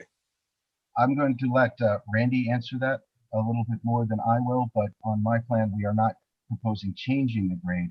The disturbance up there is purely to enhance the vegetation and to remove some of the trees that are in poor condition and are non-native species. But I'm going to let Randy, testify a little bit further. That's exactly it. The plant material that's up at the top just needs to be removed. So Ryan had actually had the limited disturbance a lot closer to the house, and I asked him to expand it, knowing that we were going to go up there with a machine. And, depending on where we are with inspections, anything, I didn't want anyone to wonder why we ran over the silt fence to get back there to do any clearing of, it's just stuff that hasn't been taken care of from the other neighbors that's kind of encroaching onto their property. Right. And the only thing I would say is that unfortunately for the applicant is that should there be a severe rainstorm, which we've had a number of them, any of the stormwater from that construction will be directed towards their property. But so I guess to protect them, I would say that there should be adequate silt fencing during construction. Yeah, we'll have to put it at the house. Right. And then probably also halfway up that hill too. Yeah. Okay. I think we did get the landscape plan. Thank you for that. And then that obviously would be have to be reviewed and approved by the city forester.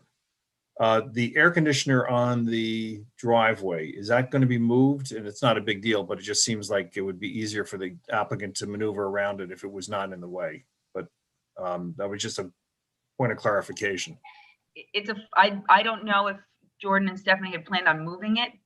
It's actually not in the way. It's in like the one part of the driveway that you wouldn't go near just because of the way the garage bays are set up. I don't actually know if there's a better spot because there's another one on the other side of the garage bays. Right, right. So in the driveway, it's a strange setup, and I don't know like the internal plumbing of the house if it makes sense.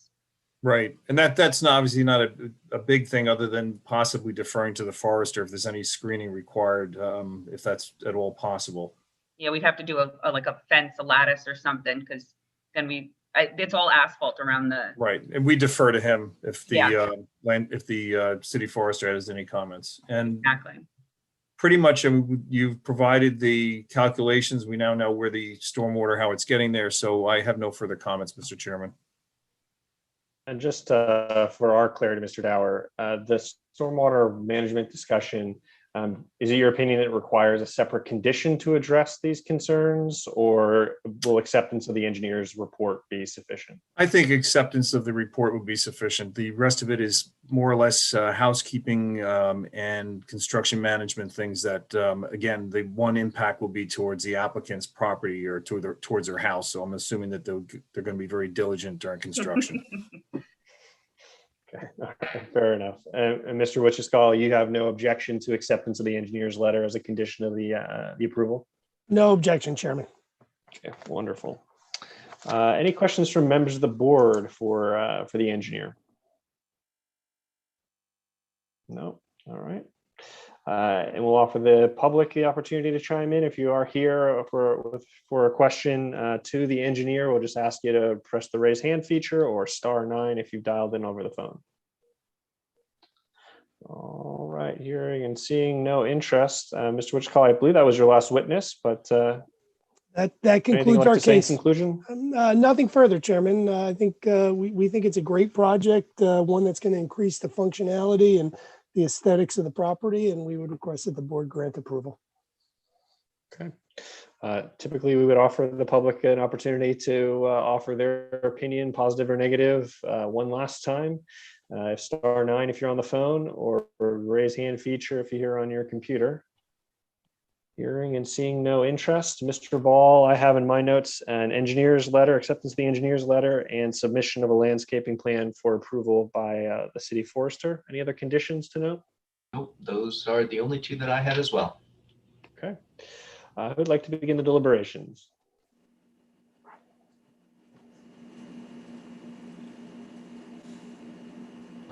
Go ahead, Liz, bail them out. Let's go. I think it's a modest addition for the steep slope and a new patio. Definitely, there's a hardship with that backyard and that property. So I would be prone to approve.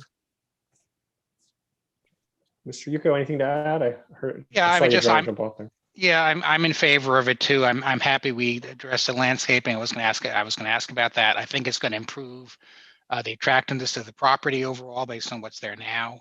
The steep slope disturbance is not a concern. So I'm in favor of it too. Okay.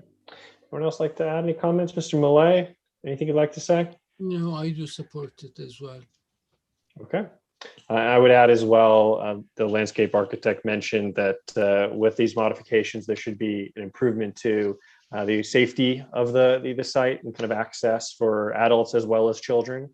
So that's certainly a benefit to the public for folks, not just reside at the property, but will be accessing it. And I could approve the application. Do we have a motion to approve? Motion to approve. All right, motion to Liz, second to Mr. Loikitz. Chris, give us a roll call. Sure. Vice Chairwoman Newell, Yes. Mr. Yuko, Yes. Mr. Mullen, Yes. Mr. Malay, Yes. Mr. Loikitz, Yes. Ms. Sager, Yes. and Chairman Spur. Yes. Okay. Okay, thank you very much, everyone. Really appreciate it. Thank you, Ms. Wishkala. Good luck, FEBIGS. Thank you. Thank you. All right, Have a we have good one night. last case left, but I need to get up and stretch. So let's take a 5-minute break, and then we'll join back 9:10 or so for the conclusion of this hearing.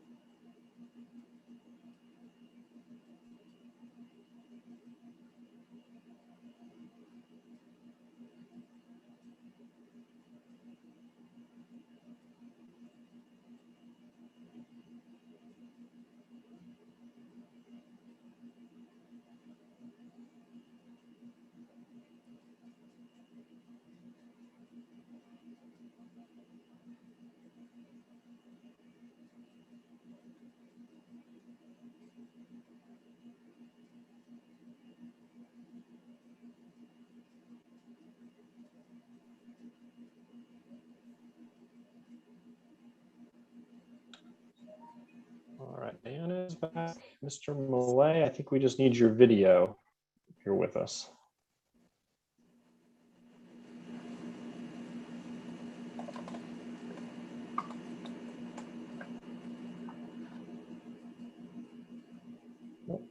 There he is. I saw a flicker. There he is. All right. Well, I'm in. Oh. All right, Jane, are you with us? Yes, I'm ready. All right, thank you. All right, the final application of the evening, 81 Mountain Avenue, Danielo and Christine Rakowski. Hello. Hello. All right, and if I remember correctly, you do not have an attorney with you this evening. No, just Okay. our architect. Wonderful. All right, so we'll start offering. Where's Andy here? We're going to swear you in first, right? Sorry. Yes, and I'll briefly just note the variances at issue. I won't bore everyone with the same C variance standards that we're looking at here. But our zoning officer has identified first a right side yard setback proposed of 4.73 feet, 8 feet is required. Second is lot coverage proposed of 50.86%, whereas 40% is the maximum permitted. And third is for building coverage proposed of 21.54%, whereas 20% is the maximum permitted. So with that, if either of you that are testifying could please raise your right hand. Do you swear or affirm that the testimony you're about to give in this matter is the truth, the whole truth, and nothing but the truth? Yes. Yes. And one at a time, please state your name, spell your last name. Christine Rakowski, Rakowsky. Danilo Rakowski, Rakowsky. All right, thank you. Just tell us a little bit about your application, what you're seeking here, and then we can turn it over to your architect to dig into the details. Sure. So we're looking to construct a new deck. We're, like the other applicants, trying to get more functionality out of it. It's definitely on the small side, our deck, and we live in a dense part of town with a kind of a narrow property. So we're just trying to work with what we have in terms of our property, and enlarge the deck like a tiny bit. You know, the main thing, I guess, is that the deck is really our only outside like place to gather, because our yard's a little bit sloped. So we'd really like to have a little bit more space up there to have a more comfortable place for people to gather. And also because our deck is high, to also maybe better utilize the underneath space. So again, we could have a bit more usable space for our family, given, you know, our property and its limitations. Yeah, so we've been in Summit for about 6 years, and we love it here. And we've been in this house, you know, since we moved to Summit. We've got 2 kids now, and they're getting bigger, and we're just trying to, you know, make our outdoor backyard a little more functional. Yeah, and I think Joe will, or in the plans that we've submitted, you'll see there's kind of a tiered approach. And one of the reasons for that tiering is, you know, where the kids do play down the hill, and it's a significant slope. That second lower tier, which is almost just it's just a landing. Yeah, it's a larger, it's like a larger size landing, would allow us to really keep an eye on the kids. It's hard, like visibility to the yard from like from the deck itself down to the yard.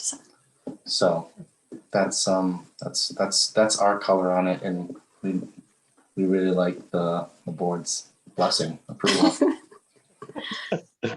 All right, no trouble. This is our first board meeting. Unlike a lot of the other people here, this is our first time. Thanks for hanging in with us. Hopefully you picked up a couple of tricks as you watched the other cases, but no, that was great. Any questions from members of the board for the applicants? And then I'll just pause as well. If you're here as a member of the interested public and plan to ask a question, we'd ask you to press the raise hand button on the bottom of the screen, or *9 if you've dialed in. And not seeing any, we'll just pivot now to Mr. Kaiser. I believe he's the landscape architect for this application. And if you can please raise your right hand. Do you swear or affirm that the testimony you're about to give in this matter is the truth, the whole truth, and nothing but the truth? Didn't hear you there. Can you just? Yes. Thank you. And please state your name, spell your last name. Joseph Kaiser, Kaiser, and I'm an architect, not a landscape architect. All right, there we go. Thank you. Thank you. And could you briefly describe your background, experience, and 3 boards you've appeared before aside from Summit? Sure. So I'm a New Jersey registered architect since 2019. I'm a graduate of the New Jersey Institute of Technology. Had my own practice working in Summit for the since I started on my own 2 years. Other boards, I've only appeared before the Berkeley Heights Zoning Board of Adjustment. All right. Thank you. Any questions from the board, or would you like to accept Mr. Kaiser's credentials at this point? We'll accept your credentials knowing that you made it through the gauntlet of Berkeley Heights. So welcome to the Summit. You may proceed.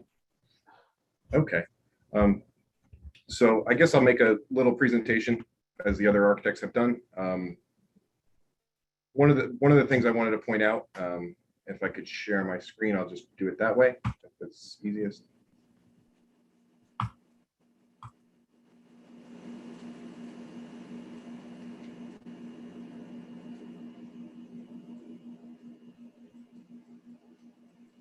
So hopefully we're looking at the right thing here. Sorry. So one of the things that I would like to point out with the side yard setback, the first item is that it is 4.73 feet and the requirement is 8 feet. And we are looking to align with the existing house. So the existing house is non-conforming in its location. So we're not coming up with this weird number of 4.73 feet as just, to work with the design. We're aligning with the existing part of the right side of the house.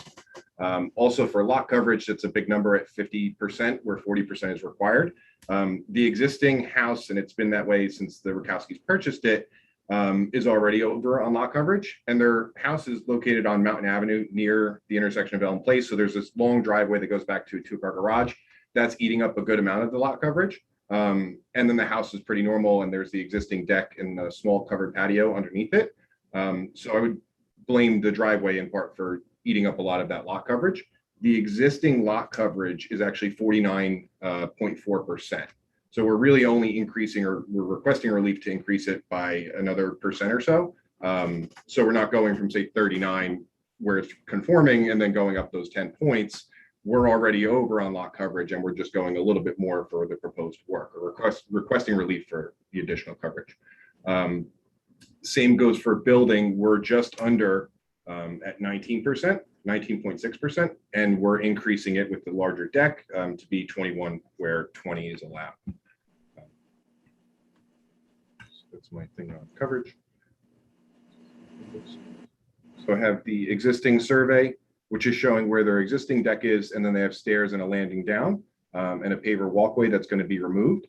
And then our proposed work, also shown on the survey, we're aligning the deck with the end of the existing house, which is non-conforming, and that's our first variance request. And we're making the deck 4 feet larger into the backyard than what it is already. So it's not a tremendously huge deck, and we're going out 4 feet larger so that when the Rakowskis are entertaining, there's more room to fit, 2 other couples or their children, and a little bit more room up there, where right now it's kind of tight. There's a tree right here, and that's what I think Christine mentioned blocked a little bit of the backyard view, where if we go to the backyard, it extends here, and this is where it's a little bit lower. The part that the deck and the landing is going to be built on is relatively flat, and there's this tree here that blocks it. So we have an oversized landing when you come down the stairs, and that's what they're talking about in that better view of the backyard, because the tree gives privacy and it's beneficial, but blocks the open deck for when the kids are playing down here, say by the garage.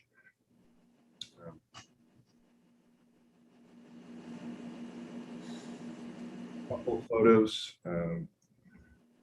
The other houses that are next door also have similar decks, and one of the things that Christine or Daniela mentioned was that the house is built up and the property is lower in the back, and it's a walkout basement. So their main living space in the main floor of their home, where their living room and kitchen is attached to the deck. And that's what she was mentioning about needing that space to entertain, because there is a full flight of stairs that goes down to the yard, which we've incorporated into our design. And that main entertaining space is right off of the house. And so the neighboring houses are all similar. This is a newer house that has the same deck. This is the house right next door. And then the two to the left of them when facing the front have these similar large decks that extend into the yard, and then the staircase is going down. One of the other things to point out is with the right side, there's an existing tree there, and this is the point that we're extending to and aligning with the existing side of the house. So it's not something that you would see from the front of the house on the right side. And on the left side, we're also aligning with the back of the house against the driveway side here. Last thing.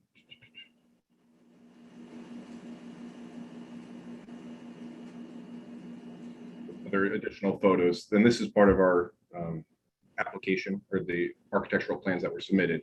And it's just showing that the deck is here and we're extending out another 4 feet into the yard. And then we have this oversized landing and steps down. There is an existing patio and door to the basement, and that's going to be kept. And then a new sidewalk to the existing driveway.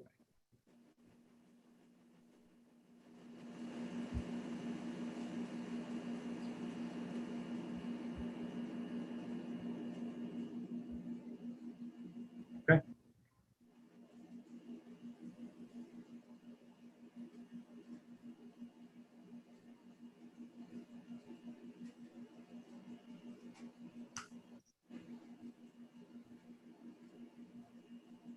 Further you'd like to share, Mr. Kaiser, or we can take questions? No, I'm finished. Okay. Mr. Dower, anything you want to draw attention to? No, Mr. Chairman, I have no comments at this time. Okay.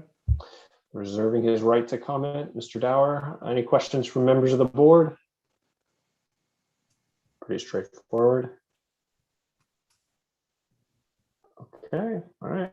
Quiet group here tonight. Mr. Ball. Yep. I'll just ask a couple very straightforward questions. Mr. Kaiser, is it your opinion that this application would pose a visual improvement to the property? I think it would improve the existing deck that's there now by replacing it and building the new deck would make the backyard look nicer. And I think that it gives a nice, right now the stairs kind of stagger and it comes down over an existing bed. I think lining up with the ends of the house make it look nice and uniform and symmetrical, or not symmetrical, but complete. So I would agree that, or I would say that it makes the backyard and the back of the house look nicer. And is it your opinion that the application would improve the functionality of the home? Yes. All right. And do you see any detriments to any of the neighboring properties or any of the surrounding properties that would be posed by this application? No. All right. That's all I had. Mr. Ball, Mr. Yuko, do you have a question? Yeah, I have one question. The forester, I'm not sure who's best to answer this one. The forester notes that there are a couple of hemlock trees, which the forester seems to think are pretty important to the screening between the property, but unfortunately they're infested with, well, something that doesn't sound good. And I just want to be, I don't know how we address this. If something happens to those trees, either during the construction or otherwise because of this infestation, it seems like we're going to lose a lot of valuable screening there. Is there any way we can have a prospective condition that says if, you know, the worst happens here and these trees are gone, that the applicant is committed to doing something to replace those trees? Well, I mean, I would say for me, it's very important to have screening. So I agree with that. And we don't want to lose those trees. I've already asked though that we have privacy screens as part of the deck anyway. So like there would be a screen above the railing on that side that's closer to our neighbors there. But also, I mean, we'd make trees. Yeah, but trees, but you know, we definitely want to also keep those. That would be our intention. Well, Mr. Yuko, it's almost like we're looking for a conditional landscaping plan. If the hemlock trees don't make it, what will substitute them? Exactly. Mr. Ball, what do your creative juices tell you? What's the way to solve this? Yeah, so I think at least based on Mr. Linson's report, my impression is that the primary goal would be to care for the current trees as they exist, but if it's not possible and they have to be removed, that an additional landscaping plan would be submitted to the city forester for review and approval. So I would just ask, unless the board has any issues with that proposal, whether the applicants would be agreeable to that as a condition to this application. Yes, we're agreeable. Does that work Thank for you, you. Mr. Yuko? Yep. Okay. Yep, thank you. Yep. Excellent. All right. Any other questions from members of the board for the architect? Any questions from members of the public then? If you are on your phone, *9, raise your hand, or if you're on your computer, you're going to press the raise hand feature at the bottom of your screen. Okay. Hearing and seeing no interested members of the public, Christine or Daniela, if you'd like to say anything in conclusion. No, just thank you for considering our application. Thanks for your time. Yes, staying late. Thanks for hanging in there. And again, I'll pause just one last time. If there is any member of the public that's hanging in here to offer their opinion on the application, you'll need to press the raise hand feature or *9. And we'll be happy to recognize you. Hearing and seeing none. Chris, I saw you hop off mute there. Did something come up or you're just getting ready? No, I was just preparing in case somebody in the public did want to say something. Okay. All right. Mr. Ball, just remind us of the conditions. I assume engineer's letter and then carefully worded landscaping point. I believe there was no engineer memorandum on this one. Is that correct, Chris? That's right. That's correct. Comments, right? But the only condition we have then is that the applicants will attempt to preserve the existing hemlock trees for screening. If the trees need to be removed because of the infestation, the applicants shall submit a landscaping plan to the city forester for review and approval at that time. Okay. Wow. Very impressive for 9:30 at night, Andy. And just as a reminder to the applicants, you'll have the ability to review the resolution before the board ultimately adopts it. So if you'll get a chance to look at that, if you want to make any amendments for clarity, we'd be happy to talk to you about that. All right. With that one condition noted, who'd like to begin deliberations? I'll start. This is one of those challenging lots in a neighborhood full of challenging lots. There are a lot of long and narrow lots. I'm looking at a map here, a lot of funny angles caused by the triangle shape of Mountain and Maple Street. I commend the applicants for the quality of what they're proposing to do. Of the three variances, one is a pre-existing one, and the other two are, relatively minor. I appreciate the flexibility on the landscaping screening, so I'm inclined to favor this one. Any other members of the board care to add any comments? Okay. And I would just piggyback on one of Krista's comments in the memo to note that the location of the garage and the long driveway does exacerbate the lot coverage condition. But in addition to what Mr. Yuko said, I could certainly move to adopt this, accept rather the application with the condition noted. So do we have a motion to approve? So moved. Mr. Yuko, do we have a second? I'll second. I think I'm going to give it to Mr. Millay. I think I heard him peeking through there. All right. Chris, will you give us the roll call then? Sure. Vice Chairman Newell, Yes. Mr. Yuko, Yes. Mr. Mullen, Yes. Mr. Malay, Yes. Mr. Loikitz, Yes. Ms. Sager, Yes. and Chairman Spur. Yes. All right. Thank you very much. Good luck with your project. Now for a little bit of housekeeping. I think, Chris, we have 3 resolutions and then just 1 set of minutes. Is that right? We're actually only going to have 1 resolution and no minutes because we needed the transcript still. So we're still waiting on those. So, but Andy did a great job of getting us that 38 and 40 Park Ave resolution. So thanks. With that said, it's application number ZB-19-1986. Our eligible voting members are Chairman Spur, Vice Chairwoman Newell, Mr. Yuko, Mr. Mullen, and Mr. Loikitz. So we would approve. Yep. Second. All right, Chairman Spur, Yes. Vice Chairwoman Newell, Yes. Mr. Yuko, Yes. Mr. Mullen, Yes. and Mr. Loikitz. Yes. And that is our only business for housekeeping, Mr. Chairman.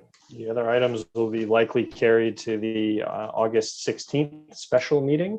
So thanks everyone for joining tonight. We are adjourned.